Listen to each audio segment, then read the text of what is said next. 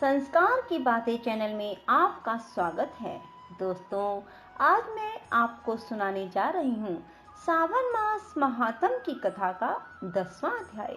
सावन मास में हर मनुष्य को सावन मास महात्म की कथा को अवश्य सुनना चाहिए। जो मनुष्य भी सावन मास में सावन मास महात्म की कथा को सुनते हैं, भगवान शिव की उन पर विशेष कृपा रहती है। भगवान अपने भक्तों की हर मनोकामना पूरी करते हैं। जो मनुष्य भी सावन मास में भगवान शिव शंकर भोलेनाथ की आराधना करते हैं और सावन मास महात्म की कथा को सुनते हैं।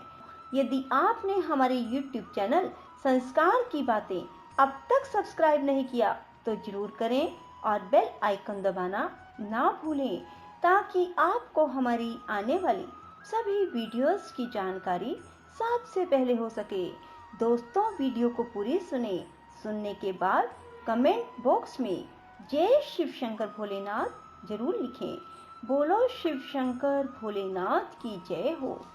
भगवान श्री महादेव ने स्नत कुमार से कहा, हे स्नत कुमार, अब मैं तुमसे शनिवार के व्रत की विधि कहूँगा, जिसके करने से मनुष्य को मंदता नहीं होती। श्रावण मास में शनिवार के दिन 3 देवताओं श्री नरसिंह, श्री हनुमान और शनि का अर्चन करना चाहिए। दीवार में या खंबे पर नरसिंह जी की मूर्ति बनाकर लक्ष्मी सहित जगतपति नरसिंह को हल्दी सहित चंदन, नीले अथवा पीले फूलों द्वारा अर्चन करना चाहिए। खिचड़ी तथा हाथी चक्सान के नैवेद्य का भोग लगाना चाहिए। आप भी खिचड़ी आदि का प्रसाद पाकर ब्राह्मण को भोजन करवाकर भगवान नरसिंह को तिलों के तेल या शुद्ध घी में नहलाना चाहिए। शनिवार को सब कामों के लिए तेल को श्रेष्ठ कहा गया है। शनिवार के दिन ब्राह्मण तथा सुहागिनी को देह में लगाने के वास्ते तेल देना चाहिए।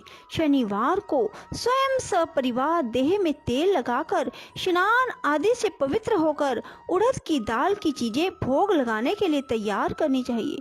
इससे शनिदेव प्रसन्न होते हैं। इस प्रकार श्रावण मास के चारों शनिवारों को शनि का व्रत करना चाहिए। ऐसा करने से मनुष्य के मकान में लक्ष्मी आकर निवास करती है, धन धान्य की वृद्धि होती है, निसंतान पुत्रवान हो जाता है। इस संसार में हर प्रकार का सुख भोग कर अंत में उसे वैकुंठ की प्राप्ति होती है।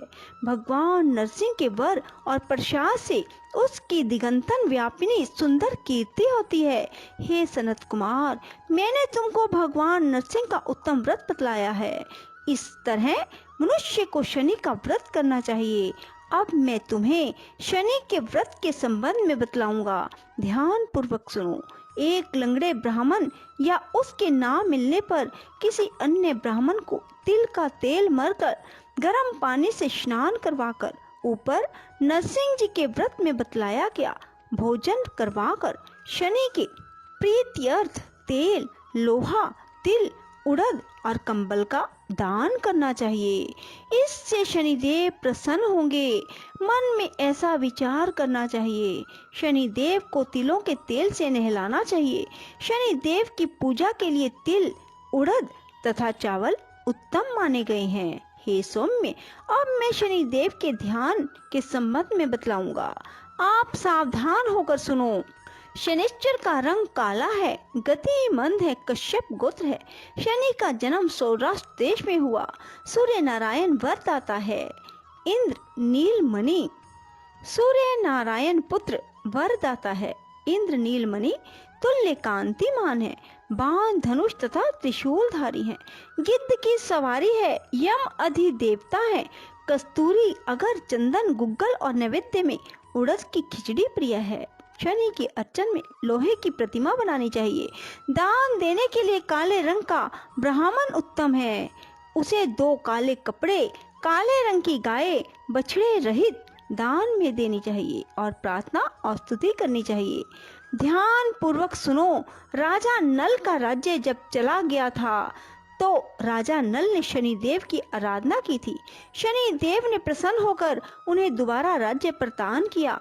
मनुष्य को चाहिए कि वह इस प्रकार शनिदेव की आराधना कर कहे कि मेरे ऊपर शनिदेव प्रसन्न हो। नीलांजन के तुल्य कीर्तिमान अति मंदभ्रामी छाया नामक स्त्री से सूर्य द्वारा उत्पन्न शनिश्चर को मैं नमस्कार करता हूँ। मंडल कोण में स्थित पिंगल नामक शनिदेव को मैं नमस्कार करता हूँ। हे देवेश, मुझ अति दीन पर कृपा करो। इस प्रकार स्तुति द्वारा बारंबार प्रणाम करना चाहिए। शनि देव के अर्चन में शन्नो देवी इस मंत्र का स्मरण करें। 3 वर्णों के लिए वैदिक मंत्र तथा शूद्र के लिए नाम मंत्र कहा गया है।